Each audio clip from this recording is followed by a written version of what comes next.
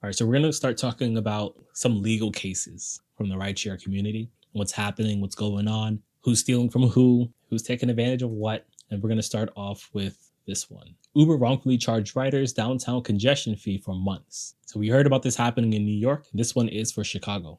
Uber has been wrongfully overcharging customers with downtown congestion fees since the start of the year. New rules went into effect Jan 6 that allowed rideshare companies to charge a $1.50 congestion surcharge for all rides to and from downtown 6 a.m. to 10 p.m. daily, with the revenue benefiting the city, not drivers. But customers since then have noticed they've been charged the fee outside of those hours. After Block Club Chicago reached out to Uber about the discrepancy, the company is now promising refunds. So I don't know if Uber wasn't aware of this, but shout outs to them for processing those refunds, I guess. But they were doing the same exact thing in New York City. Marty Reagan was one of the customers overcharged when he checked his Uber receipt after a recent late night ride home in the West Loop. He caught the $1.50 congestion surcharge tagged on his fare even though it was after hours. Sounds like a lawsuit. You can't look at all the taxes and fees when you book a ride, Reagan said. It's a money grab at worst. This is a very, very excellent point that stands for both customers and for drivers. You can't look at all the taxes and fees when you book a ride.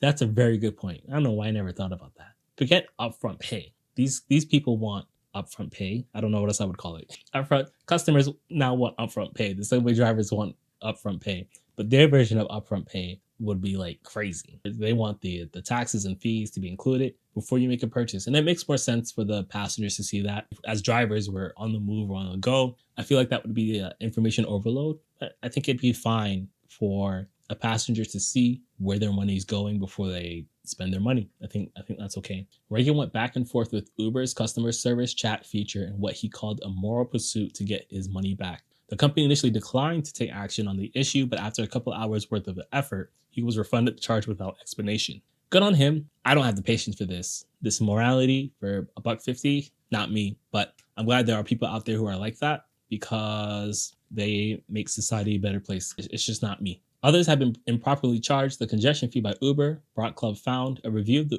receipts showed the company has been routinely adding the $1.50 charge on downtown rides outside of the surcharge time window. In response to a Block Club inquiry, an Uber spokesperson confirmed the company had mistakenly charged the congestion fee on rides after 10 p.m. since early January when the city expanded the downtown congestion surcharge to weekends and reduced its cost by 25 cents. Uber is now actively identifying all affected customers and will issue refunds accordingly. The surcharge fees, including the overcharges, were collected by Uber and paid to the city in accordance with rideshare regulators, Gold said. The full scope of how many customers were wrongfully hit with the surcharge or how much was overcharged is not known. Uber and city officials did not immediately answer related questions. But so the scary part here is, did Uber hand this money over to the government and the government not know what was happening? That's where I'm kind of interested in. Who has this money? So it says Uber is issuing the refund, but is that refund coming through the state?